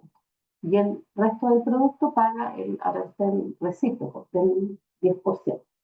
El caso del cobre es el arancel más reciente que deriva de una investigación 232, son investigaciones que se conducen por razones, acuden a razones de seguridad nacional, es de mediados de este año y afortunadamente para Chile no considera la aplicación de ese 50% para las principales exportaciones de Chile, que son de cobre no refinado, pero sí cubre todas las manufacturas y elaboraciones de cobre. Hay también aranceles especiales para los automóviles y las partes de autos, las autopartes, que son un 25%, y hay también investigaciones 232, o sea, de estas investigaciones que buscan determinar si hay razones de seguridad nacional a las cuales Estados Unidos puede acudir para aplicar medidas arancelarias, entre otras medidas económicas. Estas investigaciones están pendientes para productos farmacéuticos, ingredientes activos, para semiconductores y otros equipos de fabricación de semiconductores, para minerales críticos y tierras raras, donde eventualmente también podría estar incluido estas líneas de cobre que no quedaron cubiertas por los ojos del cobre, que está en curso, y para productos forestales y madera. Todos estos productos que están siendo sujetos de investigación, estos tipos, por el momento están excluidos de la aplicación de los aranceles recíprocos.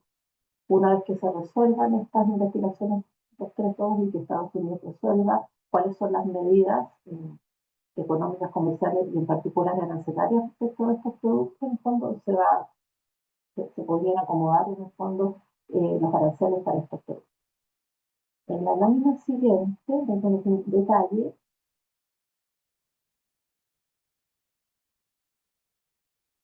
de los aranceles recíprocos. Probablemente esta presentación después vamos a ver con Chile cómo compartirla con quienes participaron en esta sesión, porque bueno, la idea también era como entregarles como las fuentes de información o el origen de la información, de donde uno puede ir mirando cuáles son los productos cubiertos y no cubiertos. Entonces, cada uno de los instrumentos que aparece en la columna derecha de la lámina, en realidad es un vínculo que no se puede ver, en pantalla, pero se puede ver en el archivo. O sea, es un vínculo que conduce a la orden ejecutiva, a la nota, al anexo o a la clarificación, donde aparece listado la condición específica, el listado de los productos que están cubiertos. El arancel recíproco, entonces, como dije, es el arancel que cubre la mayor número de líneas arancelarias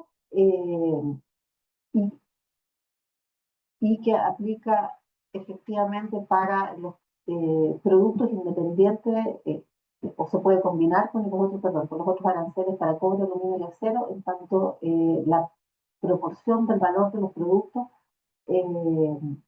que contengan esos productos de la minería en particular. Hay excepciones al arancel recíproco, las que mencioné previamente, que son todos los productos que están bajo investigación 232, particularmente relevante para Chile en la 232 de minerales críticos y la investigación en curso para forestales, productos de la madera. Este listado de excepciones al arancel recíproco, o sea, productos que no tienen que pagar este arancel, ha sido modificado en varias oportunidades. El arancel, las listas más recientes entraron en vigor, entendemos, el lunes pasado. Y la declaración, la orden ejecutiva que dictaminó este cambio en estos anexos, entiendo que se anunció el viernes recién pasado, alrededor de la tarde, alrededor de 7, 8 de la tarde. Lo comento porque para destacar que ha sido extremadamente complejo hacer el seguimiento de qué está en vigor en el día, en la semana, porque las órdenes ejecutivas, las enmiendas a las órdenes ejecutivas, las clarificaciones, las instrucciones para la aplicación de estas medidas no responden, no hay ningún patrón como para prever cuándo se van a publicar, cuándo se van a dictaminar después las instrucciones específicas de aplicación. Por ejemplo, lo que se publicó el viernes en la tarde, que es básicamente el anexo corregido, entre otras cosas, pero el anexo corregido de excepciones al arancel recíproco, hasta ayer en la tarde no encontrábamos en la publicación del arancel aduanero norteamericano donde está la explicación técnica de cómo la aduana norteamericana va a hacer la aplicación de esa nueva ley. Las publicaciones son, como ocurrió la última que está ahí destacada en rojo, un día viernes en la tarde, avisando que eso entra en vigor el lunes en la mañana. Esta última orden ejecutiva, respecto de las excepciones en particular, incorporó 39 líneas arancelarias a la lista de excepciones y eliminó de las excepciones a 8 líneas arancelarias. Y claro, efectivamente lo que nosotros comenzamos a hacer cada vez que aparece una nueva enmienda es verificar si hay exportadores o exportaciones de Chile comprometidos en esas enmiendas, o sea, que estén enviando sus productos y que la situación cambie de un viernes para un lunes respecto del ingreso. Como les comenté, vamos a compartir esta presentación con ProChile para poder ver, para que puedan tener acceso a los links y poder revisar. Es muy difícil prever, adelante, que pudiera haber alguna pregunta respecto a una línea específica de cobre, de acero, de aluminio o de algún otro producto, ciertamente para poder verificar si está cubierta o no está cubierta por un arancel recíproco o por una arancel excepcional sobre tasa 232 respecto de cobre, aluminio o acero, es necesario en el fondo revisar la orden ejecutiva que está en vigor en el día, porque efectivamente esto cambia todas las semanas. En la lámina siguiente tengo algún detalle de la aplicación en particular para los productos chilenos. Como les comenté al principio de la presentación, nosotros tenemos un TLC. Efectivamente, estas sobretasas arancelarias van por paralelo al TLC, pero esto es importante destacar que no significa que el TLC o lo que está pactado en el acuerdo no siga en vigor. El TLC sigue estando en vigor y se sigue aplicando y sigue funcionando. Se recuerdan, yo comenté que alrededor del 60% del valor de las importaciones de Estados Unidos desde Chile usa el TLC, aproximadamente. Con la aplicación de los aranceles recíprocos y los aranceles derivados de las investigaciones post-producto, ese uso sigue en vigor. ¿Por qué? Porque esas sobretasas se cobran en adición a los aranceles generales. Entonces, para los productos que exporta Chile, que son productos originarios, cumplen con los procedimientos del acuerdo y y así lo hacen presente al momento de ingresar a Estados Unidos, el arancel general se reduce a cero por efectos del TLC y por efecto de la aplicación de las sobretasas del 10%, de los aranceles recíprocos, se suma un 10%. O sea, para un producto de exportación chileno que antes acogía el TLC, hoy día sigue siendo pertinente presentar el certificado de origen y pedir la rebaja del arancel general. Y sobre eso se paga el 10% que es el adicional.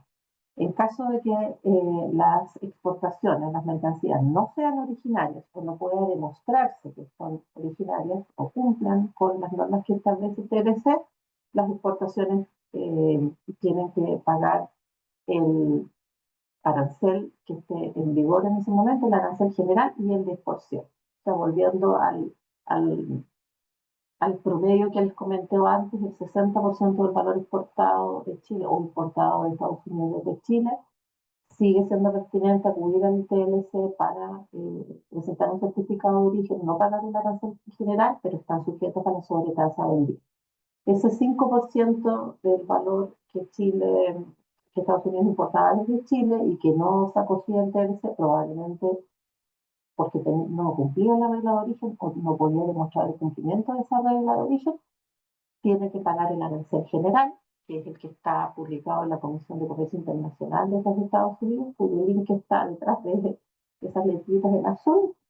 Tiene que pagar el arancel general y tiene que pagar el 10%. O sea, el TLC sigue estando en vigor, sigue siendo la herramienta que permite no pagar el arancel general, pero la dificultad que tenemos, y por eso, bueno, que tiene Chile, que tiene otros países, por eso hay conversaciones en curso, es que están actualmente obligados a pagar esa sobretasa recíproca del 10%. O la que está en la lámina siguiente también, que es el detalle de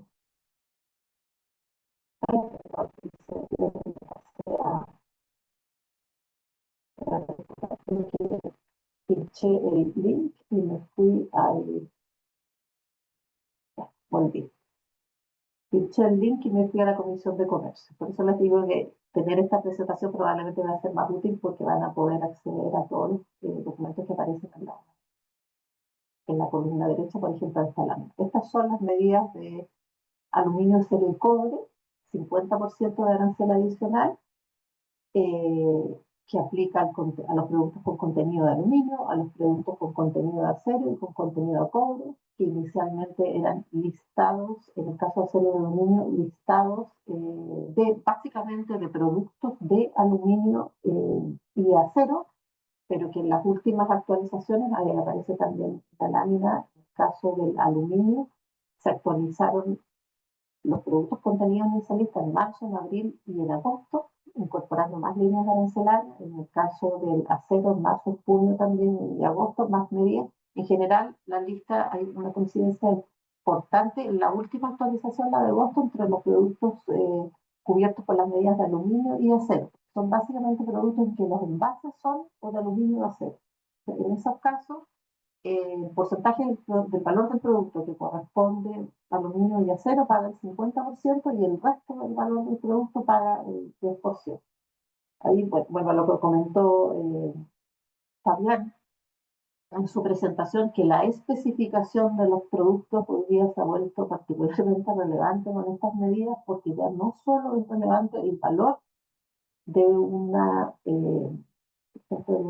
lata de leche condensada, sino que efectivamente de ese valor cuánto corresponde al acero o al aluminio, cuánto corresponde a la leche condensada, porque los aranceles se aplican en combinación. Creo que la lámina siguiente está la última lámina, también está esta medida sectorial para automóviles y autopartes del 25%, que no se aplicaría en combinación con otras medidas, pero también se aplica para algunos productos y hemos también monitoreado que hay exportaciones de Chile que están también afectadas por esta medida. Esa es básicamente la presentación, la vamos a compartir con el equipo de ProChile para para que puedan tener acceso a los links. También estamos habitualmente actualizando en la página web de la SUBREI un resumen de estas medidas. No hemos incorporado todavía la última enmienda que entró en vigor ayer, con el nuevo listado de excepciones a los aranceles recíprocos. En cuanto actualicemos el documento con esa incorporación, lo vamos a también a compartir con Chile para que tengan acceso. Eso es básicamente. Cualquier pregunta, estamos súper dispuestos. Gracias, creo que doy la palabra.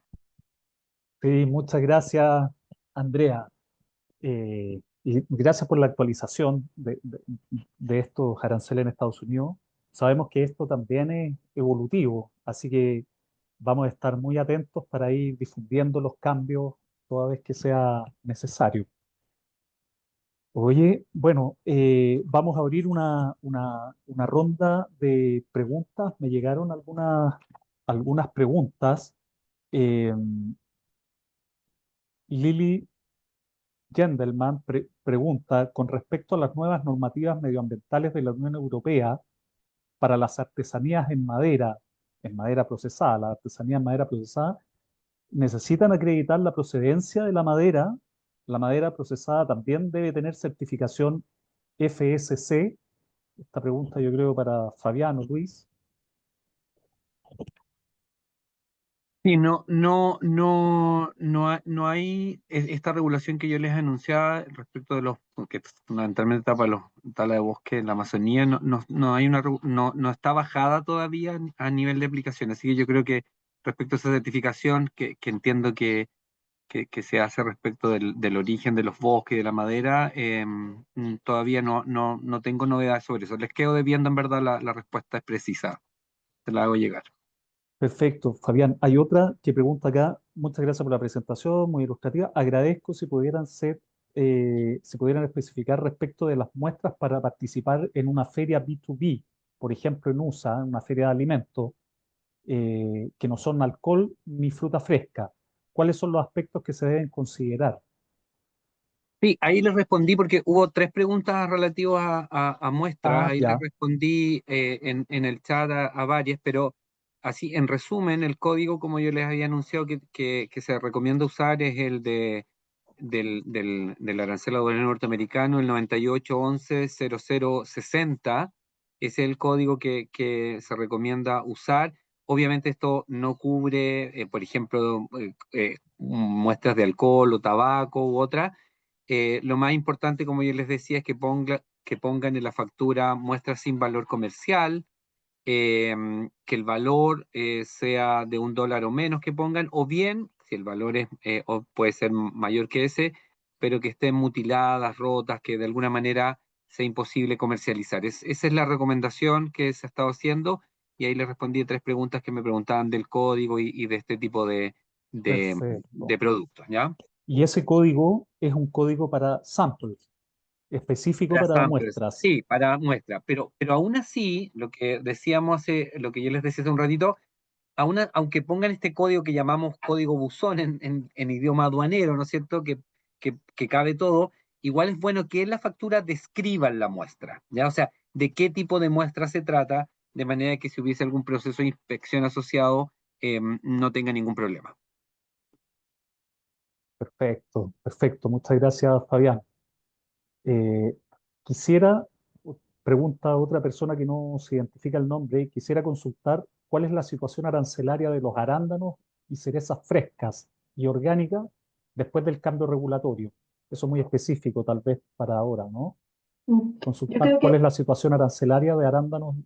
no, respecto de los aranceles, o sea, efectivamente está el 10% y el arancel recíproco, que sería como la categoría donde están la mayoría de los productos, y hay una lista de excepciones que no me conozco en detalle, pero con mucha propiedad diría que los arándanos ni ninguna fruta forma parte de la lista de excepciones actualmente, de excepciones al 10%. Por lo tanto, si esos arándanos y cerezas son originarios, eh, si son originarios de Chile, eh, pueden acogerse al TLC y pagan el 10%. Mira, acá tengo, perdón, Aquí tengo un colega que me está colaborando, me dice que incluso esos productos en particular tienen arancel cero en Estados Unidos, general. Por lo tanto, no necesitarían acreditar origen, pero pagan el 10% de sobretasa. O sea, la sobretasa arancelaria va por un camino paralelo y por sobre el arancel general de Estados Unidos y el arancel preferencial con Chile. Perfecto. Hay otra pregunta que dice, en el caso de los aranceles al cobre, ¿esto también se aplica para sus productos? Por ejemplo, dice las artesanías de cobre o producción manual a baja escala. Los aranceles generales y las sobretasas se aplican en general a todas las mercancías, pero para poder determinar eh, si están sujetas, cuál es el arancel general. El arancel preferencial es cero porque todo está en cero. Y la sobretasa se necesita conocer la clasificación arancelaria de ese producto. O sea, no sé si se trata de un exportador que actualmente exporta artesanías y conoce aproximadamente cuál es la clasificación o no, pero es necesario conocer en qué capítulo, en qué partida, subpartida, ítem arancelario se clasifica un producto en particular para poder ver si está en el fondo sujeto a un arancel recibo del 10% o a un arancel de cobre del 50% de la clasificación es indispensable para poder responder esa pregunta. Perfecto. Néstor le pregunta a Cristian, eh, respecto al precio del cobre, ¿cuál es el valor estimado a futuro considerado en el presupuesto de la nación y la estimación del dólar? Si hay alguna aproximación de precio futuro de cobre y dólar. Sí, a ver, para el presupuesto 2026, para el 2025 fue 409, si no me equivoco. Es un balance que está ajustado cíclicamente y para el 2026 se estima que el precio referencial es de 4,38. Me indicaban acá que el precio promedio estaba en 4,28, así que no está muy lejano.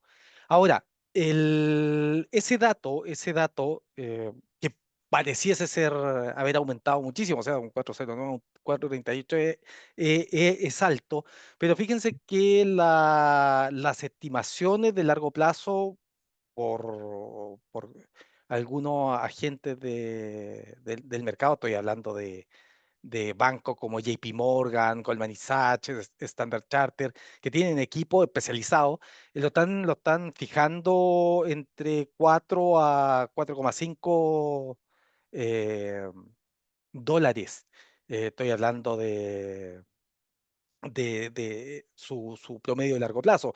De hecho estaba viendo hace algún tiempo que incluso se acercaban al nivel de 5 dólares. Entonces un 4,38 no es tan descabellado.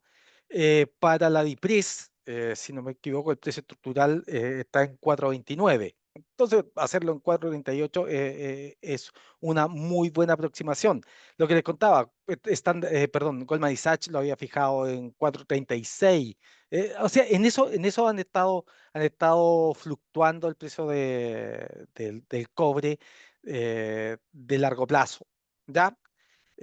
Claro, hay muchos optimistas que lo fijan en cercano a 5 libras. Yo no sería tan aventurado, yo me quedaría más o menos en un 4,3 eh, con una visión de largo plazo. Principalmente porque todo lo que son los productos semi elaborados, por decirlo así, de cobre, los alambres, las láminas, barras, van a tener buena demanda. Los conectores eléctricos por esto de generación de energía lo van a hacer. Mm. Así que se ve bien aspectado en ese sentido. Y en cuanto al, Al al, dólar. al dólar, ese ya como tiene mucho de volatilidad de mercado financiero, entonces estructuralmente nosotros estamos viendo un nivel de 9,40, 9,45 ya a fines de año. 9.30 más o menos para el cuarto trimestre del año 2026, con una fijación estructural de también bastante cercano a 9.30, digamos, entre 9 a 9.10, ya a mediano plazo, estoy hablando año 2027-2028, más o menos en eso estamos fijos. Ojo, que aquí estoy hablando de un dólar, que sigue los fundamentos. Siguiendo los fundamentos, debiese ubicarse más o menos en ese rango.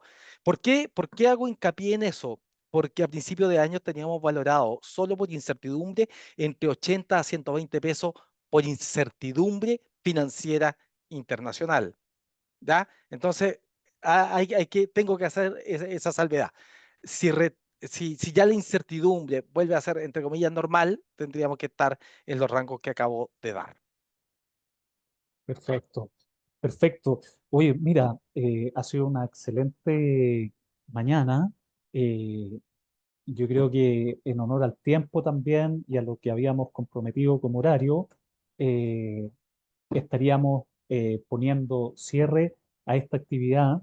Yo quiero agradecerles sinceramente la participación a nuestros 4 panelistas, Andrea, Cristian, Fabián, Luis, eh, a todos ustedes también, a la audiencia que nos acompañó. Llegamos a tener más de 140 personas conectadas. Así que ha sido una instancia muy enriquecedora. Gracias de nuevo a la exposición de nuestros panelistas y al interés de cada uno de ustedes. Así que esperamos que los contenidos que compartimos hoy les permitan anticipar escenarios, tomar decisiones más informadas, fortalecer la estrategia de internacionalización de cada una de las empresas.